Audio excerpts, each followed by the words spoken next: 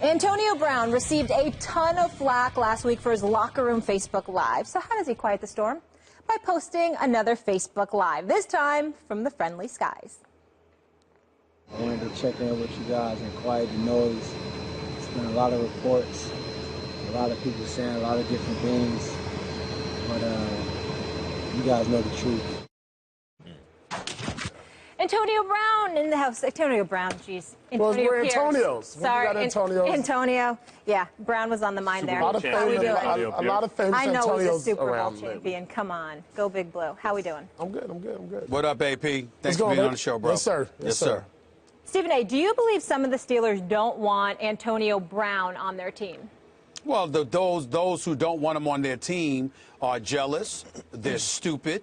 And they are not to be taken seriously. I can't imagine that anybody that's about winning and about being productive doesn't want Antonio Brown on their team. Now, make no mistake, he was wrong to do the Facebook Live post-game. He apologized for that. But this guy didn't commit a crime, for crying out loud. Mike Tomlin called him out as well as he should have. He was foolish. He was inconsiderate. It was selfish, no doubt about that. He got fined for it. He got called out about it.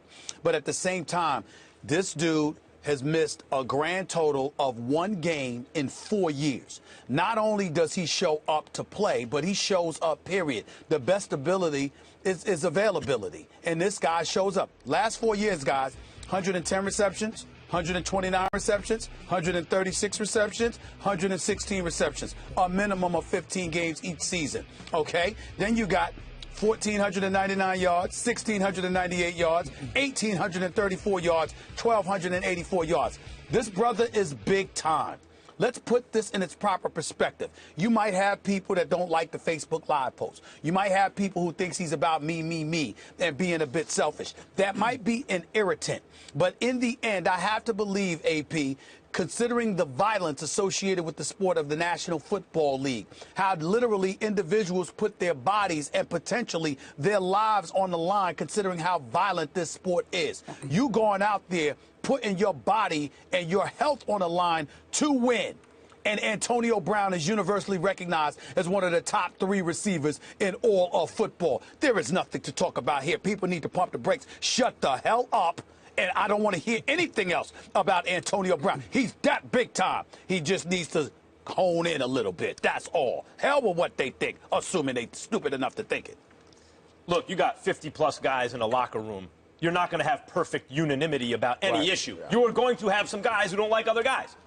And I'm not sourced like Stephen A. Smith, but I have heard that there are those in the Pittsburgh locker room who aren't crazy about Antonio Brown because he's a me-first guy. And that's the case with a lot of receivers throughout the history of the league. They're the prima donnas. They're the divas because they're the home run hitters, right? Yeah. And so they have quirky personalities sometimes. Sometimes they're me-first guys, and the question is, can they toe the line? But Antonio Brown is, as Stephen A., you mentioned those stats, he's an all-time elite receiver.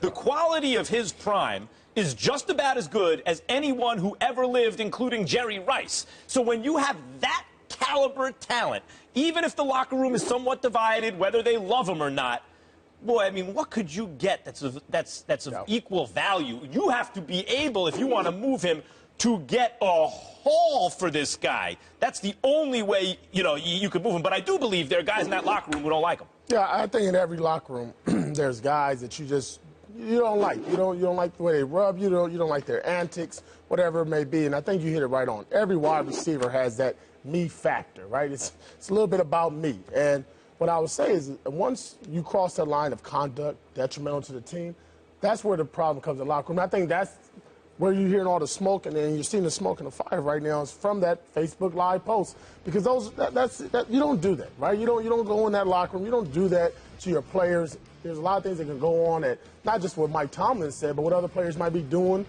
You don't want that out there, right? That's that curtain you always leave closed. But with that being said, the guy's production, what Stephen A. hit on, is out of this world, right? Clutch, too, now. To go back just a couple weeks ago against Baltimore, the little guy's out there fighting with 2 linebackers, gets the ball over the goal line.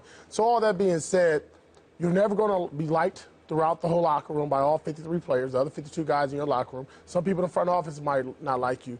But when your production keeps to add up, and at the end of the day, you're the reason this offense clicks now. You know, you get the train going, right? You get it going. I know Le'Veon Bell came on this year, but consistently it has been Antonio Brown. What I would tell him if I was in that locker room, and they have some great leaders now in that locker room, that's not a question. Just tone it down a little bit. Tone it down a little bit. Cool, you got the Facebook Live, maybe making some money off of it. We don't have to be put in your spectrum. Yes. We don't have to be put in your world. Reports of close to $500,000 a year. He's making close to $500,000 a year, $448,000 to be exact. And one of the things that we have to remember, and remember for years I covered the Philadelphia sports as a columnist for the Philadelphia Inquirer, and T.O. and Donovan McNabb was there, and that's one of the disagreements that Donovan McNabb and I always had. Sure, T.O. could have been a distraction, and T.O. was far worse than Antonio Brown has ever been accused of being. But even back then, I was saying, do you want a ring or don't you? Because when T.O.'s healthy, T.O. makes you better. So Andy Reid and Donovan McNabb and everybody else decides that it's best for T.O. to be gone. I don't recall the Philadelphia Eagles ever having a parade down Broad Street for a Super Bowl title. That very well may have happened had you left T.O. down there. Sometimes those selfish players, those players that are deemed to be prima donnas, they're the guys that stir the cup because they get everybody else up on their toes because they're anxious to produce, and you got to produce too because you never know what kind of attention you may draw if you don't. I think that's worth saying. Don't you think so, AP? Yeah, I agree, but I would say this. The diva-ish receiver hasn't been on a winning Super Bowl team in a while.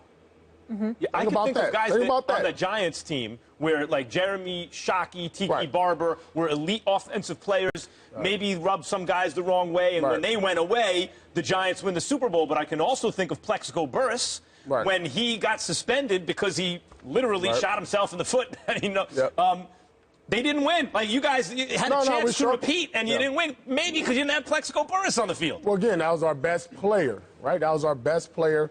Well, our whole offense is wrapped around that. But I will tell you this, even with Tiki and Shockey, there was a lot of guys that didn't really like those two players. But at the end of the day, they were producing on the field. It wasn't until it got overhand and the ownership had to get involved to now start making decisions. More with Shockey than Tiki. Tiki was more about individuality. Divish receivers can be problematic to some degree, but when they produce, they usually produce, and that's what matters. I think Michael Irvin was somewhat of a diva.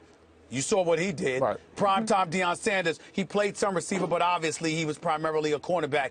He was certainly a diva. What did he do? Don't tell me because you got an attitude and you like to floss and all of that other stuff that means you can't win. What I'm saying in the last 20 years, though, in the last 20 years, you look at it, those guys that's been more about me have not been winning on these teams that's gone to Super Bowl. Because Julio Jones is a superstar. Julio Jones is a superstar that keeps everything. Keeps his nose clean. You're not going to hear nothing but about the teams weren't good enough. But the teams weren't. It wasn't Stephen like the team was good enough, but they were what? divas and they looked. Not the Dallas Cowboys with T.O. now. Let me just add one thing, though, to your point, which I totally agree with. But one big difference now is now we have social media. So the distraction really becomes a distraction. Oh, yeah. So bringing up in terms of these diva receivers not succeeding as much. So. Yes.